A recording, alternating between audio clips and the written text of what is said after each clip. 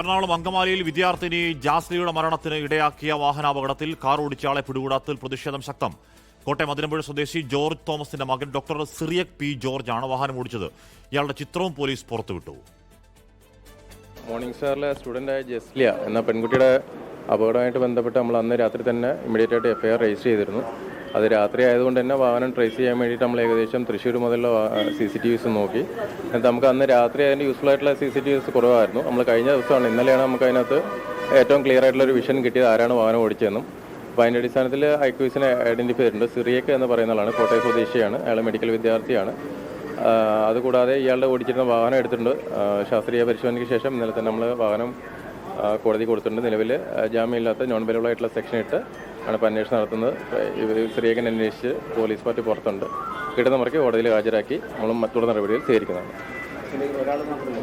നിലവിൽ നമുക്ക് ഒരാൾ മാത്രമാണ്.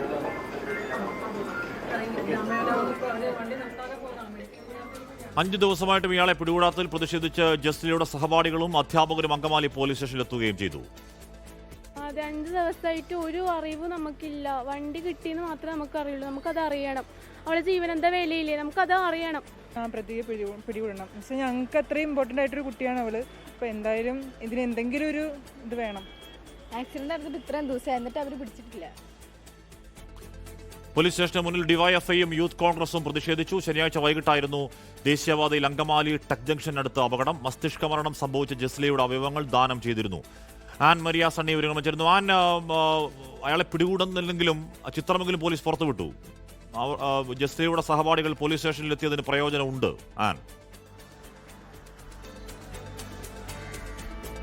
കശ്മീർ തീർച്ചയായിട്ടും ആ പ്രതിഷേധവും അതോടൊപ്പം തന്നെ വിവിധ സംഘടനകളുടെ പ്രതിഷേധവും എല്ലാം അത് ശക്തി പ്രാപിച്ചതോടെ പോലീസിന്റെ അന്വേഷണം അത് കാര്യക്ഷമമായിട്ട് തന്നെ ഇപ്പോൾ നിലവിൽ മുന്നോട്ട് പോയിക്കൊണ്ടിരിക്കുകയാണ്.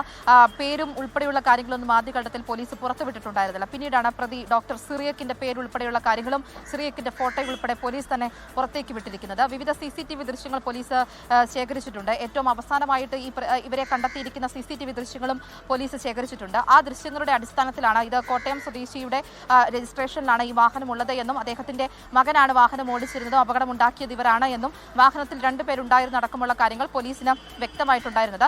ജാമ്യമില്ലാ വകുപ്പ് പ്രകാരം പോലീസ് എന്തായാലും നിലവിൽ കേസെടുത്തിട്ടുണ്ട്.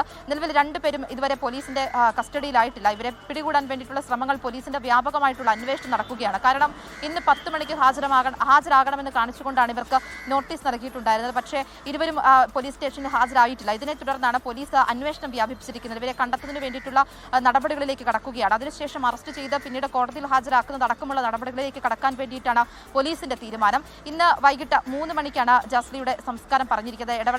കുഴിപ്പള്ളി പള്ളിയിൽ വെച്ചിട്ടാണ് സംസ്കാര ശുശ്രൂഷകൾ നടക്കുന്നത്. അതിനുശേഷവും, അതായത് ഈ സംസ്കാരത്തിന് ശേഷവും പ്രതിയെ പിടികൂടാൻ വേണ്ടിയിട്ട് സാധിച്ചിട്ടില്ല എങ്കിൽ വലിയ പ്രതിഷേധത്തിലേക്ക് കടക്കാൻ വേണ്ടിയിട്ടാണ് ജസ്ലി പഠിച്ച മോർണിംഗ് സ്റ്റാർ കോളേജിലെ വിദ്യാർത്ഥികൾ, അതായത് സഹപാഠികളുടെ തീരുമാനം. കോളേജിലെ സഹപാഠികൾ മാത്രമല്ല, നാട്ടിലുണ്ടായിരുന്ന സഹപാഠികൾ നിലവിൽ പോലീസ് സ്റ്റേഷനിലുണ്ട്. ഇവരെല്ലാം വലിയ പ്രതിഷേധത്തിലാണ്.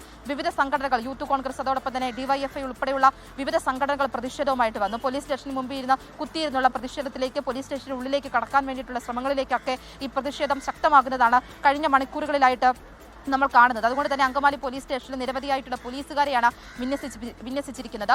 പ്രതിയെ അതിവേഗത്തിൽ പിടികൂടാൻ വേണ്ടിയിട്ടുള്ള നടപടികളിലേക്കാണ് നിലവിൽ പോലീസ് കടന്നിരിക്കുന്നത്. ഹാഷ്മി, ഓക്കെ. പക്ഷെ അതിന് ഇത്ര ദിവസങ്ങൾ വേണ്ടി വന്നു. സംസ്കാര ചടങ്ങിൽ വേദനയോടെ അവിടെ നിൽക്കേണ്ട കുട്ടികൾക്ക് അതും പറഞ്ഞ് പോലീസ് സ്റ്റേഷൻ കയറി ഇറങ്ങി മാധ്യമങ്ങളോട് സംസാരിക്കേണ്ടി വന്നു. ചിത്രം പുറത്തുവിടാനും ഈ പറയുന്ന പോലെ പോലീസ് നടപടികൾ വേഗത്തിലാക്കാനും. ലോകത്തെവിടെയായാലും ഏത് സമയത്തും 24 വാർത്തകളും ഓഗ്മെന്റഡ് റിയാലിറ്റി പാക്കേജുകളും എക്സ്പ്ലെയിനറുകളും വിശദമായി കാണാൻ ഞങ്ങളുടെ YouTube ചാനൽ നിങ്ങൾക്ക് സബ്സ്ക്രൈബ് ചെയ്യാം.